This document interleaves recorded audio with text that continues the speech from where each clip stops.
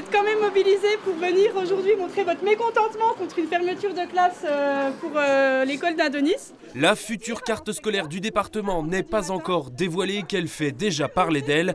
La preuve ce dimanche avec cette mobilisation d'une soixantaine de parents d'élèves et d'élus du territoire devant l'école primaire Adonis d'Imont, près de Mirecourt.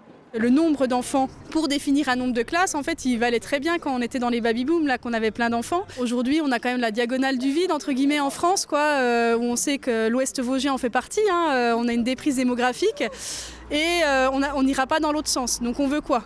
On veut maintenir nos territoires ruraux vivants et les écoles, il faut les maintenir, mais on n'arrivera pas à avoir des chiffres comme en ville. C'est pas possible, en fait. Donc cet indicateur, il ne faut plus le prendre en compte. Il ne marche plus sur notre territoire. L'établissement compte 75 élèves, dont des enfants en provenance de l'IME du Beaujolais à Mirecourt. L'an prochain, l'effectif devrait passer à 68 élèves, 7 de moins.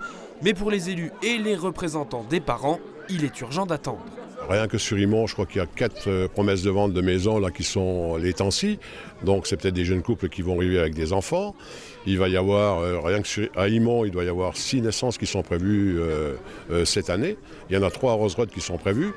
Donc voilà, ça bouge beaucoup. Donc est-ce qu'on ne peut pas attendre sur soir au moins une année? D'autant que ce n'est pas une première, Imont a déjà perdu un poste il y a 2 ans. Ça a été dur pour l'équipe, déjà aussi de se réorienter, de changer de niveau.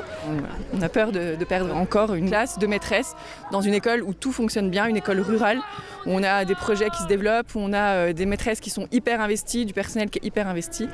Une mesure qui impacte également l'une des 2 ATSEM dont le poste pourrait être supprimé. Une rencontre est prévue ce vendredi avec l'inspecteur d'académie de Neufchâteau.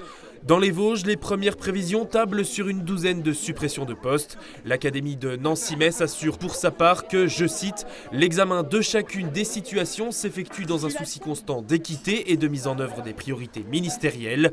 La nouvelle carte scolaire sera publiée début avril.